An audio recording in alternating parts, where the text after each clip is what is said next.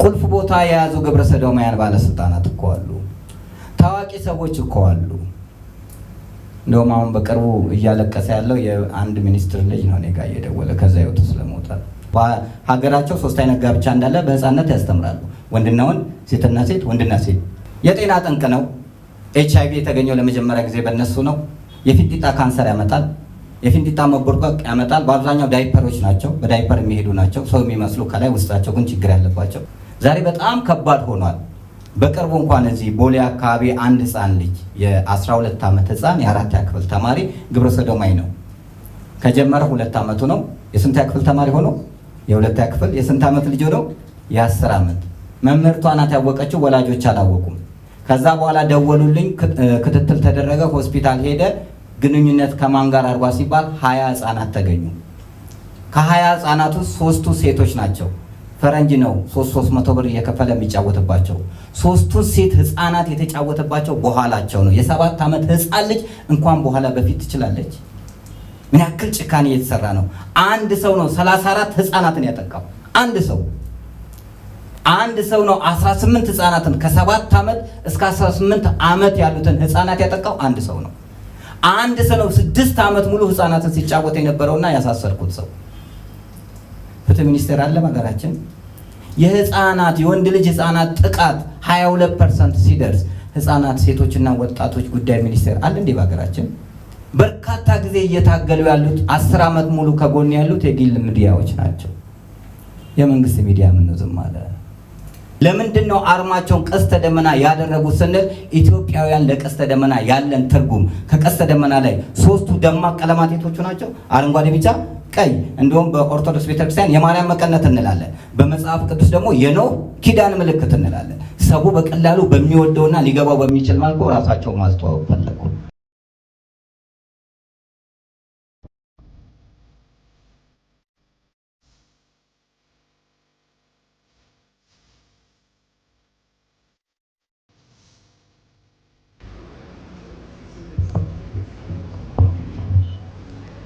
በስመ አብ ወወልድ ወመንፈስ ቅዱስ አሐዱ አምላክ አሜን። እንግዲህ የ10 ዓመት ጥናት የ18 አገር ዙረትን በዚች በ10 ደቂቃ መግለጥ አይቻልም። ነገር ግን የተወሰኑትን ነጥቦች እንገልጥና ወደፊት ጥናታዊ ጽሑፉ እግዚአብሔር ቢፈቅድ በአሜሪካን ሀገር ተጠናቆ በቪሲዲ እና በመጽሐፍ መልክ ይወጣል። ኢትዮጵያ ውስጥ ያለው የግብረ ሰዶም አካሄድ ያለሽ መስሎሻል፣ ተበልተሽ አልቀሻል ሂደት ነው ያለው። ግብረ ሰዶም ማለት ሳይለንት ኪለር ወይንም ድምፅ አልባ ገዳይ ነው በኢትዮጵያ ውስጥ።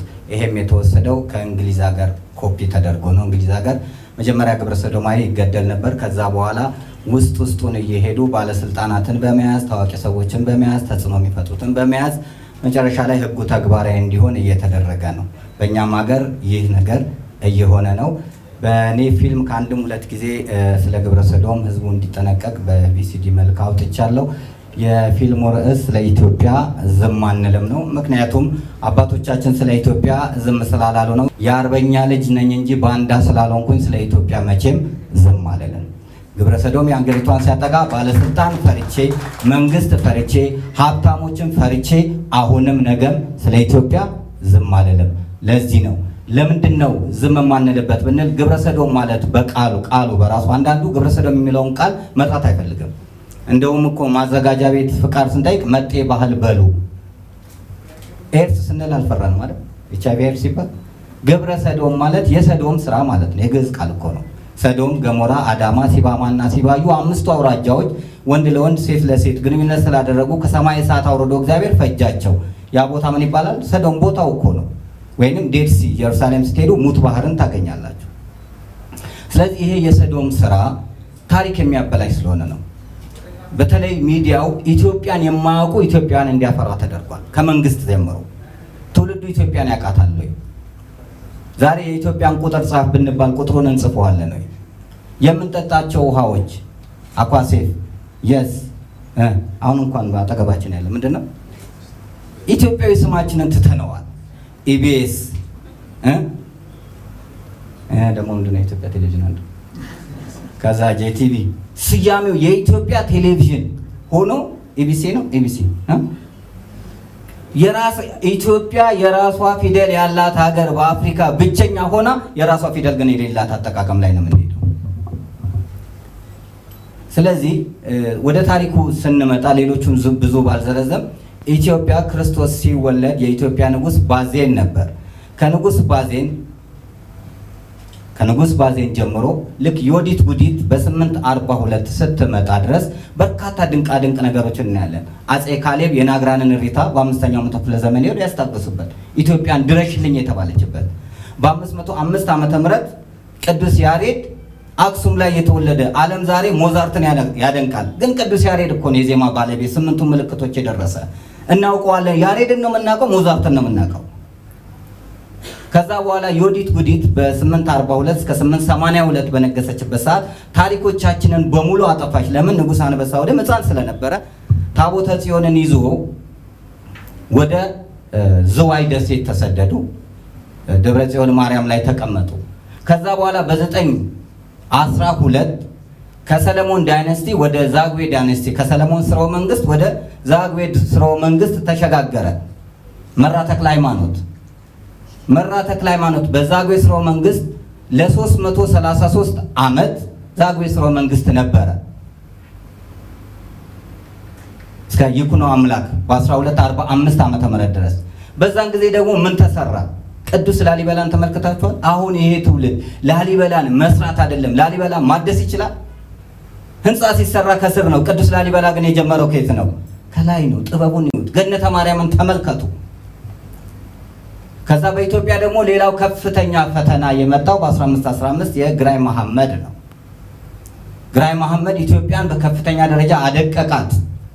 በገላውዲዮስ አማካይነት ሞተ። ልብሱም ዛሬ መርጦ ለማርያም ላይ ተሰቅሎ ይገኛል። ከዛ አሁንም ኢትዮጵያ እንደገና አንሰራርታ እንቅስቃሴዋን ቀጠለች። በ15ኛው መቶ ክፍለ ዘመን ጎንደር ላይ ሳውና ባዝ መታጠቢያ መኖሩን ታውቃላችሁ? በእንፋሎት መታጠብ በ15ኛው መቶ ክፍለ ዘመን ዛሬ ነው እኛ ግን የምናውቀው። ዛሬ መማቅ ትውልድ አለ። የፋሲልን ግንብ አይታችኋል። በአንድ ወቅት ፖርቹጋል አውሮፓ ቱር ስናደርግ ፖርቹጊስቷ ምን አለችን? ቱር ጋይደር ነበረችና የእናንተን እኮ ፋሲልን የሰራ ነው እኛ ነን አለች። በ15ኛው መቶ ክፍለ ለመሆኑ እኛ ላሊበላን ስንሰራ የት ነበራችሁ? እኛ አክሱምን ስናቆም የት ነበራችሁ? አሜሪካን ኮሎምበስን እኮ ሳያገኛት እኛ የት ነበርን? በ17ኛው መቶ ክፍለ ዘመን የመጀመሪያው አሜሪካን ፕሬዝዳንት ጆርጅ ዋሽንግተን ሲመረጥ እኛ ጋር እኮ ዘመነ መሳፍንት የገባበት ጊዜ ነው። በ1777 ነው ዘመነ መሳፍንት ሀገራችን ላይ ገባው በአጼ ተክሌ ጊዮርጊስ ለ5 ዓመት የነገሱ ከ72 እስከ 77። ትልቁ የኢትዮጵያ ፈተና ያኔ ነው። ዘመነ መሳፍንት ሲገባ መከፋፈል መጣ። ዲቫይድ ኤንድ ሮል፣ በዘር በጎጥ። ያ በሽታ እስካሁንም አልለቀቀንም። ጣሊያኖች፣ ዱርብሾች፣ ሌሎቹም መከፋፈላችንን አዩና ኢትዮጵያን ለመውረር መጡ። አባቶቻችን አንድ ሆኑና ተዋጉ፣ ድልም አደረጉ። ስለዚህ አሁን ኢትዮጵያን ድል ማድረግ የሚፈልጉት ቦምብ ሳይወረውሩ አውሮፕላን ሳያበሩ በግብረ ሰዶም ሳይለንት ኪለር በሆነው ህዝቡን መያዝ ፈለጉ። ለዚህ ደግሞ ትልቁ ፕሮፓጋንዳቸው ምንድነው? ስለ ግብረ ሰዶም ማውራት፣ ግብረ ሰዶምን ማስፋፋት ነው የሚል የግብረ ሰዶማያንን አባባል ህዝብ ላይ ማስረጽ።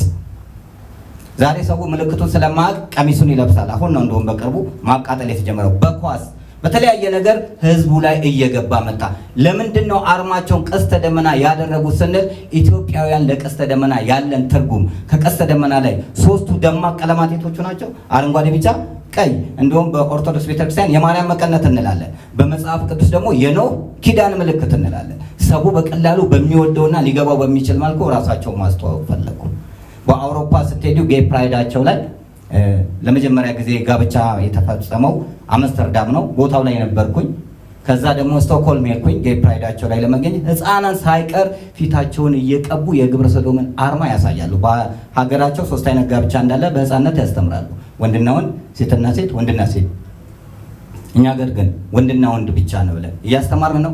እንዲህ አይነት ጋብቻዎች ከኢትዮጵያ ውጪ ናቸው ብለን እያስተማርን ነው። ስነ ጾታ ላይ ትምህርት ይሰጣል። ስለዚህ ታሪክ ያበላሻል። በባህል የተጠላ ነው። በኢትዮጵያ ባህል ባልና ሚስት አደባባይ ላይ አይሳሳምም። የጤና ጠንቅ ነው።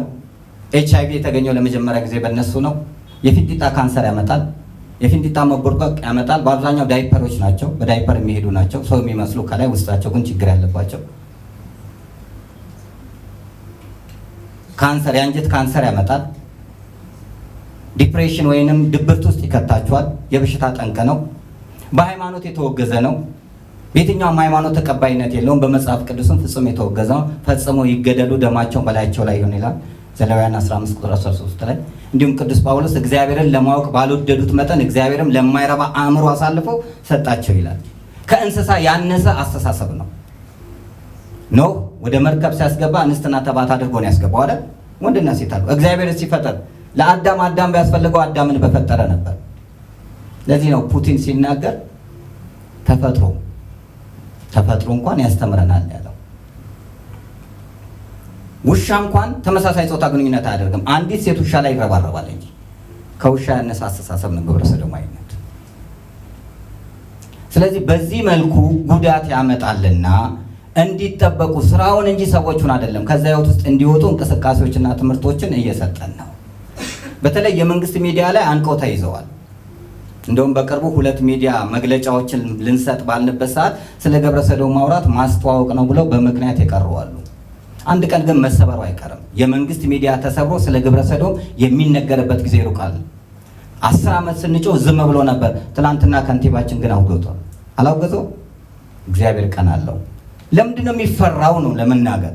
የኡጋንዳው መሪ የተናገሩትስ ንግግር ዚምባብዌ ስንመለከት ኢትዮጵያ እኮ 10 ቶፕ ተቃዋሚ ሀገራት ውስጥ የሌለች ናት። ግን የታሪክ ሀገር ኢትዮጵያ፣ የሃይማኖት ሀገር ኢትዮጵያ፣ የባህል ሀገር ኢትዮጵያ፣ አርአያ የምትሆን ሀገር ኢትዮጵያ፣ በአፍሪካ ብቸኛ ቅኝ ግዛት ያልተያዘች ሀገር ኢትዮጵያ በ10 ተቃዋሚ ውስጥ ግን የለች። እነሱ የሚያቀርቡት ምክንያቶች አሉ። የተፈጥሮ ጉዳይ ነው አይደለም፣ የሆርሞን ጉዳይ አይደለም። እግዚአብሔር ፈጽሞ ይገደሉ ይላል እንዴ? ራሱ ፈጥሮ እግዚአብሔር ተሳስቷል ማለት ነው? እግዚአብሔር እኮ ሰው አይደለም፣ አይሳሳትም። የመብት ጉዳይም አይደለም። መብት የሚመነጨው ከግዴታ ነው። አንድ ሰው ራቁቱን መሆን ይችላል። እኛ ግን የእሱን ገላ ያለማየት መብት አለን። ራቁት መሆን የሚችለው እብድ ብቻ ነው። አይከስም፣ አይከሰስም። መኪና እንደፈለጋችሁ ልነዱ እኮ አትችሉም። ኦቨር ስፒድ ትራፊክ ይከሰል አይደል?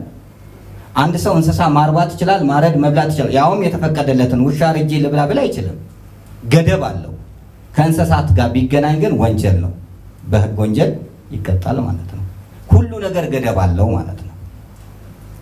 ስለዚህ በኢትዮጵያ አንቀጽ 629 እስከ 32 ላይ ስንመለከት ከቀላል እስራት እስከ እድሜ ልክ ጽኑ እስራት ያስቀጣል። ለዚህ ነው ቶቶ የተባለው ድርጅት ወደ ኢትዮጵያ ሊመጡ ሲሉ አንቀበልም ብለን በፌስቡክ ላይ ጮኸን ማህበራትን አሰባስበን መግለጫው ሰጥተን ቅዱስ ሲኖዶስ ስብሰባ ላይ ተገኝቼ አስረድቼ ቅዱስ ሲኖዶስ እንዲያወግዝ ያደረግነው ግብረ ሰዶማዊነት ወንጀል ስለሆነ ወደ ኢትዮጵያ መግባት አይችሉም። 4 ነጥብ።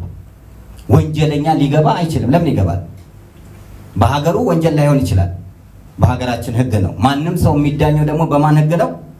ቻይና ሀገር ስንሄድ አሽሽ ይዘን ብንገኝ አንታሰርም? የሀገሪቷ ህግ ነው። ሌላ ቦታ ደግሞ ሊያጨሸስ ይችላል። ማንኛውም ሰው የሚዳኘው በሀገሪቷ ህግ ነው። ህግ ሲወጣ ደግሞ ከታሪክ፣ ከባህል፣ ከእሴት፣ ከነባራዊ ሁኔታ ተነስቶ ነው ህግ የሚወጣው እንጂ የውጭውን ህግ ወደ ሀገራችን ላይ እናምጣ ማለት አይቻልም። ትል ይፈጥራል የሚሉት ውሸት ነው። በሰውነት ውስጥ ትል አይፈጥርም። ከዛ ውስጥ መውጣት አይቻልም የሚባለውም ውሸት ነው። በእኔ በሰራሁት ፊልም ላይ እነ ኤሊያና እና አጠልል 32 ዓመት በዛ ውስጥ ከቆዩ በኋላ ነው የወጡት። መውጣት ይቻላል አይቻልም? ይቻላል። ዛሬ በጣም ከባድ ሆኗል። በቅርቡ እንኳን እዚህ ቦሌ አካባቢ አንድ ህፃን ልጅ የ12 ዓመት ህፃን የ4ኛ ክፍል ተማሪ ግብረ ሰዶማዊ ነው። ከጀመረ 2 ዓመቱ ነው። የስንተኛ ክፍል ተማሪ ሆኖ? የ2ኛ ክፍል። የስንት ዓመት ልጅ ሆኖ? የ10 ዓመት። መምህርቷ ናት ያወቀችው፣ ወላጆች አላወቁም። ከዛ በኋላ ደወሉልኝ፣ ክትትል ተደረገ፣ ሆስፒታል ሄደ። ግንኙነት ከማን ጋር አርጓ ሲባል 20 ህፃናት ተገኙ። ከ20 ህፃናት ውስጥ 3ቱ ሴቶች ናቸው። ፈረንጅ ነው 300 ብር እየከፈለ የሚጫወትባቸው። 3ቱ ሴት ህፃናት የተጫወተባቸው በኋላቸው ነው። የ7 ዓመት ህፃን ልጅ እንኳን በኋላ በፊት ትችላለች። ምን ያክል ጭካኔ እየተሰራ ነው። አንድ ሰው ነው 34 ህፃናትን ያጠቃው። አንድ ሰው ነው 18 ህፃናትን ከ7 ዓመት እስከ 18 ዓመት ያሉትን ህፃናት ያጠቃው አንድ ሰው ነው። አንድ ሰው ነው 6 ዓመት ሙሉ ህፃናትን ሲጫወት የነበረውና ያሳሰርኩት ሰው። ፍትህ ሚኒስቴር አለ በሀገራችን። የህፃናት የወንድ ልጅ ህፃናት ጥቃት 22% ሲደርስ ህፃናት ሴቶችና ወጣቶች ጉዳይ ሚኒስቴር አለ እንዴ በሀገራችን? ወንደኛ አዳሪ ወይንም ሴክስ ወርከርስ ብለው ወንደኛ አዳሪዎች ሲወጡ ሰራተኛና ማህበራዊ ጉዳይ ሚኒስቴር አለ እንዴ በሀገራችን? ሴክስ ቱሪዝም እያሉ ከአውሮፓ መጥተው በርካታ ደናግላን ወንዶች አሉ እየተባለ ኢትዮጵያ ላይ ትልልቅ ሆቴሎች 5 ስታርስ ላይ ኢንተርናሽናል ነን እያሉ አንድ ፈረንጅ አንድ የውጭ ሀገር ዜጋ 2 ኢትዮጵያን ወንዶችን ይዞ ሲያደር ባህልና ቱሪዝም ሚኒስቴር አለ እንደ ኢትዮጵያ ውስጥ? ይሄ ሁሉ ግፍና መከራ ሲደርስ፣ ይሄ ሁሉ በደል ሲደርስ፣ ህፃናቶች ሲያልቁ ለህዝብ የሚያስተምር ቅጣት የሚያሳይ ፍትህ ሚኒስቴር አለ? ጉዳዩንስ ለህዝብ የሚያቀርብ ማስታወቂያ ሚኒስቴር አላት ኢትዮጵያ? በርካታ ጊዜ እየታገሉ ያሉት 10 ዓመት ሙሉ ከጎን ያሉት የግል ሚዲያዎች ናቸው። የመንግስት ሚዲያ ምን ነው ዝም አለ? ቁልፍ ቦታ የያዙ ግብረ ሰዶማውያን ባለስልጣናት እኮ አሉ። ታዋቂ ሰዎች እኮ አሉ። እንደውም አሁን በቅርቡ እያለቀሰ ያለው የአንድ ሚኒስትር ልጅ ነው እኔ ጋር እየደወለ ከዛ ይወጡ ስለሞተ እግዚአብሔር ይመስገን መስመር ይዟል። እንደው ፍጻሜውን ያሳምረልን። አንዷ ዩኒቨርሲቲ ተማሪ እኮ ናት፣ 7 የሴት ሚስት ያላት መታ ስታናግረኝ ወንድሟ መጥቶ እህቴን አትርፍልኛልና ሳናግራት 7 የሴት ሚስት አላት። 50 ዓመት ጋብቻቸውን በኢትዮጵያ ላይ ሲያከብሩ 2 ሌዝቢያን ሴቶች 50 ዓመት ጋብቻቸውን ሲያከብሩ ህግ አለ በኢትዮጵያ? የ7 ዓመት ህፃናት ሌዝቢ ሲፈጽሙ መምህርቷ የ5 ዓመት ህፃን በምላጭ አስፈራርታ ስትደፍራት ህግ አለ በኢትዮጵያ? 2 ነገር ነግሬያችሁ ልጠቅለለው። አንዱ ልጁ ይተክዛል። ምን ሆን ካሉት መምህርቷ አናገረችው። ማታ ማታ አባት ወንድሜ ይጫወትብኛል አለ። ወንድሜው ተጠርቶ እንዴት እንዲህ አይነት ስራ ትሰራለህ ኃጢአት ነው ሲባል አትፍረዱብኝ አባቴን ያስተማረኝ አለ። ሚስት ግን ይሄን አታውቅም። አባት ልጁን አቅፎ የሚተኛ ነው ይመስላል።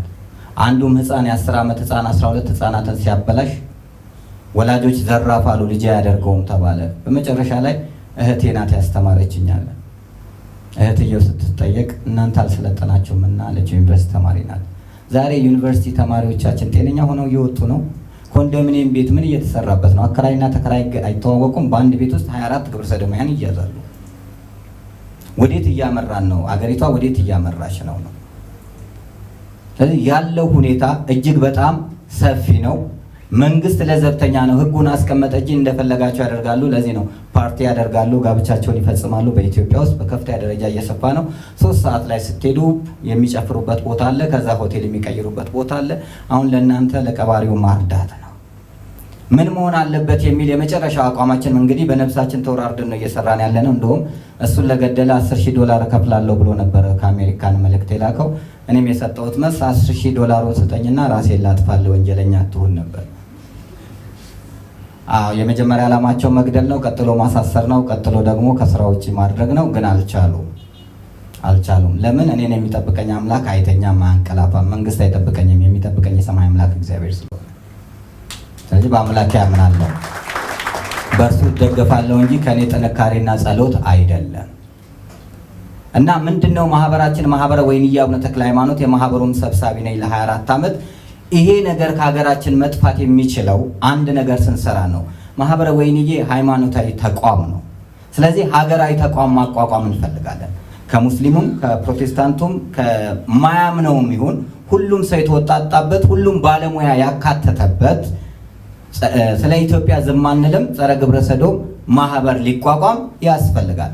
የዚህ ማህበር ዓላማው ምንድነው? ትውልዱን ማዳን ነው። የመጀመሪያው ህጉ መቀየር አለበት፣ አቋሜ ነው። የኢትዮጵያ ህግ አንቀጽ 629 ቀላል እስራት የሚለው በፍጹም ተቀይሮ እንደ ዚምባብዌና ዩጋንዳ ጠንካራ ህግ ሊወጣ ግድ ይላል። መቀየሩም ደግሞ አይቀርም። ሁለተኛው በዛ ህይወት ውስጥ ያሉት በስነ ልቦናና በስነ አእምሮ የተጎዱትን ሰዎች ሙያዊ እገዛ እንዲሰጣቸው ማድረግ ነው። ምክንያቱም የገቡት ብዙዎች ናቸው። ይሄ ታች ክፍል ያለውና በጣም የተጠቃው ላይ ክፍል ያለው ነው። ላባ የሚባሉት ላይ ክፍል ሀብታሞቹ ናቸው። ቻይና የሚባሉት ደግሞ ደሃዎቹ ናቸው። ስለዚህ እነዚህን ሰዎች ለገንዘብ ጥቅም ብለው የገቡ አሉ፣ በህፃንነት በመደፈር የገቡ አሉ፣ በትዳር መፍረስ የገቡ አሉ፣ በውሎ የገቡ አሉ፣ በአስተዳደግ ምክንያት የገቡ አሉ። አሁን እዛው ዝርዝር ውስጥ ብዙ አንገባም። እዛ ህይወት ውስጥ ያሉትን በማስተማር በመለወጥ በኢኮኖሚ የተጎዱትን ሪሃብሊት እንዲያደርጉ ራሳቸውን በራሳቸው እንዲያቋቁሙ ማድረግ። ለምሳሌ ኤሊያና አጠልል እነ ብሩክቱ ወጡ፣ እነ ሪች ወጡ። ማን ደገፋቸው? ስንት ጊዜ ጮክ ያለው ሪች ተመልሳ ግብረ ሰዶማዊ ሆነች። አንድን ሰው እኮ በጾም ስጋ አትብላ ስትለው ሽሮ አዘጋጅተህ ነው አይደል? አጠለል እኮ ተደብድቦ ተመቶ 32 ዓመት በዛ ህይወት ውስጥ የገባ 8 ጊዜ አክብቶ የፈታ ስም የሚያወጣ ጉልበት የሚሳምለት ቀሚስ አድርጎ ማለት ነው አጠለል። ያን መረጃ በማውጣቱ ተደብድቦ ራቁቱን በፓንት እንዲሄድ ተደርጎ ከዛ በኋላ ከሰው ጋር ሲጣላ እስር ቤት ገባ። ከዛ በኋላ ምን ሆነ? ሞተ። 32 ዓመት ከዛ ህይወት ውስጥ ወጥቶ ትውልድ ይዳን በኔ ይብቃ ያለ ሞተ። እስር ቤት ከገባ የሞታት ነገር አይኖርም፣ ትሞታለህ። ማን ምን እንደሚሰጥህ አታውቅም። እነ ኤልያና ዛሬ ተርበው እያለ ማን ደረሰላቸው? እነ ብሩክቱ 8 ዓመት። በነገራችን ላይ ባይሴክሹዋል የሚባልም አለ። ወንዱ ግብረ ሰዶማዊ፣ ሴቷ ሌዝቢያን እንላለን አይደል? ባይሴክሹዋል ግን በጣም አደጋ አለው፣ ከወንድም ከሴትም ሁለቱም ጋር ማለት ነው። ትዳር እያላቸው ወንዱም ጋር ሴቱም ጋር የሚሄዱት በሽታን በማስፋፋት ትልቁ ችግር የሆኑት እነሱ ናቸው። እነዚህን ሁሉ ለማድረግና ሰውን ለማዳን እኛ ግብረ ሰዶማውያንን ለመግደል፣ ለማሳደድ፣ ለማሳሰር አይደለም። ኢትዮጵያ የታሪክ ሀገር፣ ኢትዮጵያ የባህል ሀገር፣ ኢትዮጵያ የፍቅር ሀገር፣ ኢትዮጵያ የአንድነት ሀገር እንጂ የግብረ ሰዶም ሀገር መሆን ስለሌለባት አስተምረን ለውጠን ራሳቸውን እንዲችሉ ማድረግ ነው። ለዚህ ደግሞ ስለ ኢትዮጵያ ዝም አንልም። ጸረ ግብረ ሰዶም ማህበር ይቋቋማል። አንዳንዱ ጸረ ሲባል ጸረ ግብረ ሰዶም ለምን ትላላችሁ ይላል። ጸረ ሙስና ሲባል ይቀበላል። ጸረ HIV ሲባል ጸረ ኤድስ ሲባል ይቀበላል። ግብረ ሰዶም የሚለው ለምንድን ነው የምንፈራው? የሰዶም ስራ ብሎ ለመናገር ለምንድን ነው የምንፈራው? ሁለተኛ እባካችሁ የጋዜጠኞች በጣም ብዙ የረዳችሁን ሰዎች አላችሁ። እነ ጋዜጠኛ ነጋሽ ዋጋ ከፍለዋል። ዛሬ 6 ዓመት ሁሉ በምንሰራው ስራ አሁንም በርታ፣ አይዞ፣ ከጎንነን ብትታሰር ሁሉ እስከ መጨረሻው ካንተ ጋር ነን የሚሉ አሉ። ጋዜጠኞች አትፍሩ፣ ለህሊና እንጂ ለሆድ አትደሩ። ሁሉ ያልፋል፣ ሙያችሁ ያስወቅሳችኋል። ይሄን ትውልድ እንታደገው፣ ከሞት እንታደገው፣ ከጨለማ እንታደገው፣ ከማይሆን ህይወት እንታደገው። በርካታ ህፃናት በተለይ ቲኔጀር ውስጥ ያሉት እያለቁ ነው ያሉት። ማንም ሊደርስላቸው አልቻለም። መንግስት ሊደርስ አልቻለም። የሃይማኖት ተቋማት ሊያስተምሩ አልቻሉም። ሁሉም ፈርተዋል። የአይካሳው ስብሰባ ጊዜ የሃይማኖት ተቋማት ሊያወግዙ ሲሉ በአንድ ሚኒስትር አይደል ያቆሙት? ከዛ በኋላ እንዴት ነበር እያደገ 18 ወጣቶችን የካሳንቺስን እኮ ተበቀለው የነሱ አባል አድርገዋል። ያኔ ስለተቃወሙ ብቻ በቀለኞች ነው። የውጭው ሀገር እንኳን በኢኮኖሚ ነው፣ በጥቅም ነው። ስራ ሰጣለሁ እያለ እያባበለ ነው ወደዛ የሚያደርገው። በተለይ በርካታ ኢትዮጵያውያን ውጭ ሲሄዱ ኤርትራውያን ፍቃድ ያገኛሉ። ኢትዮጵያውያን ግን ሀገራችሁ ሰላም ነው ተመለሱ ስለሚባሉ የሚያቀርቡት አንቀጽ 629 በኢትዮጵያ ሕግ ወንጀል ስለሆነ መንግስት እያሳደደ ነው ይላሉ። እኛ ግብረ ሰዶማውያን ስለሆነ ያኔ እነሱ አንስተው ለግብረ ሰዶማውያን ይሰጧቸዋል። ልጆቹ ሳያስቡት ስዊድን ስቶክሆልም ላይ ጌይ ፕራይዳቸው ላይ ያየናቸው ኢትዮጵያን ወጣቶችን ስታዩ በጣም ታለቅሳላችሁ። አንገት የሚያስደፋ ነው። ፍቃድ ለማግኘት ሲሉ እየገቡ አሉ፣ ወደ ውጭ ለመውጣት ሲሉ የሚሆኑ አሉና ዲያስፖራውም ሲመጣ ጫማውን አንሻፎ ግብረ ሰዶምን ከሚያስፋፋ ከአንዳንዶቹ ታሪኩን ቢያውቅ አክሱምን አያውቅም፣ አይፈል ታወርን ያውቃል። ላሊበላን አያውቅም፣ የቻይናን ግንብ ያውቃል። ምን አለ ታሪካችንን ብናውቅ፣ ማንነታችንን ብናውቅ። አሁንም ኢትዮጵያን የማያውቅ ኢትዮጵያ ተወልዷልና እኛ ተባብረን ኢትዮጵያን የሚያውቅ ኢትዮጵያዊን እንፍጠር። ስለ ኢትዮጵያ ዝም አንልም። ወስብሐት ለእግዚአብሔር።